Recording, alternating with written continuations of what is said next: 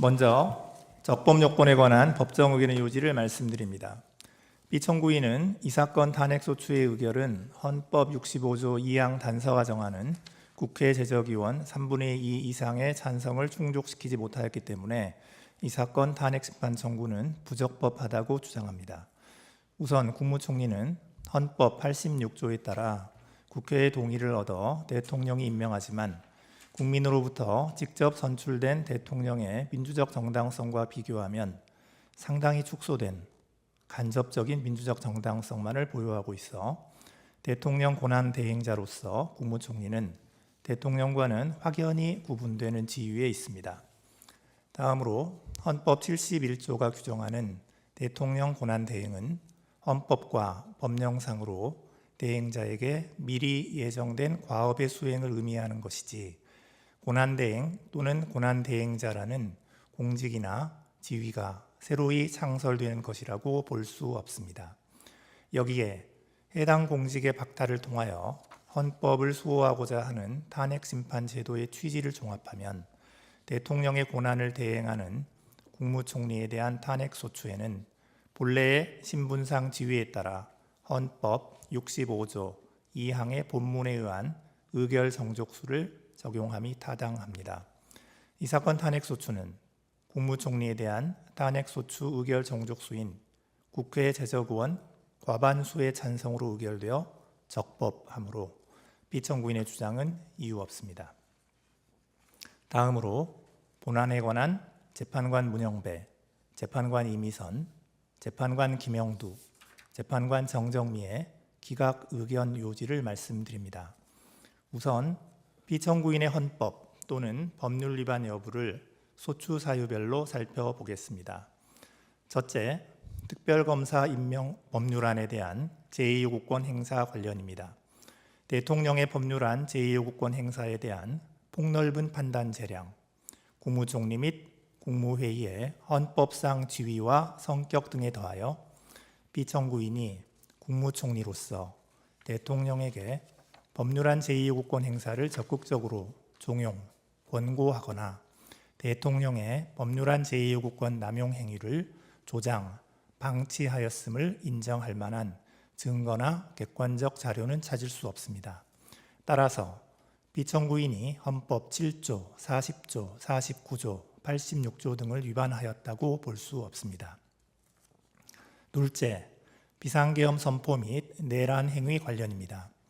피청구인이 비상계엄 선포에 절차적 정당성을 부여하기 위하여 국무회의 소집을 건의하는 등의 적극적 행위를 하였거나 국회에 비상계엄 해제 요구 결의안 가결 이후 국무회의 소집을 건의하지 않았다는 등의 소추 관련 사실을 인정할 만한 증거나 객관적 자료는 찾을 수 없습니다. 따라서 피청구인이 헌법 7조, 86조, 국가공무원법 56조 등을 위반하였다고 볼 수 없습니다. 셋째, 공동국정운영 관련입니다. 피청구인이 발표한 담화문의 전체적 취지는 비상계엄 선포와 해제 이후에 민심 수습과 안정을 위하여 행정부와 여당은 서로 협력하여 최선을 다하겠다는 의지를 국민에게 피력한 것으로 해석됩니다. 여기서 더 나아가 행정부와 입법부 간 독립성의 원리에 의해 이루어지는 대통령제 정부 형태를 몰각하려는 의도까지 있었다고는 볼 수 없습니다. 이후 피청구인이 담화에 근거하여 여당 대표와 공동으로 국정을 운영하였다고 볼 만한 직접적 근거나 사례도 찾을 수 없습니다. 따라서 피청구인이 헌법 7조, 66조 4항, 74조 1항 등을 위반하였다고 볼 수 없습니다. 넷째, 특별검사 후보자 추천 의뢰 관련입니다. 피청구인이 대통령 권한대행으로 특별검사 후보자 추천을 의뢰하지 않은 실질적 기간은 약 10일 정도에 불과합니다. 추천위원회 구성이 헌법재판소에 계속 중인 권한쟁의 심판 사건에서 문제되는 특별검사 후보 추천위원회의 구성 및 운영 등에 관한 규칙에 근거하고 있어 추천위원회의 특별검사 후보 추천 의뢰의 적절성 및 그 영향을 검토할 시간이 필요하였던 사정이 엿보입니다. 피청구인이 특별검사 후보자 추천 의뢰를 하지 않음으로써 관련 수사의 지연을 초래하고 공범 도피나 증거인멸을 가능하게 하였다는 청구인의 주장을 뒷받침할 증거나 객관적 자료는 찾을 수 없습니다. 따라서 피청구인이 헌법 7조, 66조, 71조, 특검법 3조 1항, 국가공무원법 56조 등을 위반하였다고 볼 수 없습니다. 다섯째, 헌법재판관 임명 부적이 관련입니다. 국회가 재판관으로 선출한 3인의 재판관은 헌법과 헌법재판소법에서 정한 자격 요건을 갖추고 있고 선출 과정에 의회민주주의를 원칙으로 하는 헌법 및 국회법 등 법률을 위반한 하자가 있다고 볼 수 없습니다. 따라서 피청구인은 국회가 선출한 3인을 재판관으로 임명하여야 할 헌법상 구체적 자기 의무를 부담합니다. 그런데 피청구인은 국회로부터 재판관 선출 통지를 받기도 전에 거부 의사를 표시하였습니다. 당시는 재판관 선출을 둘러싼 여야의 대립이 극심한 상황임에도 국무회의나 담화문 등을 통하여 여야의 합의를 전제로 재판관을 임명하겠다는 취지로 발언하는 등 국회가 선출한 3인을 재판관으로 임명하지 않겠다는 거부 의사를 미리 종국적으로 표시함으로써 헌법상의 구체적 자기 의무를 위반하였습니다.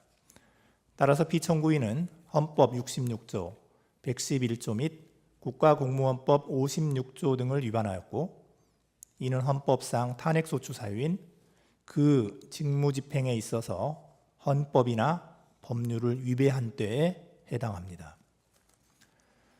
다음으로 피청구인을 파면할 것인지 그 여부를 살펴보겠습니다.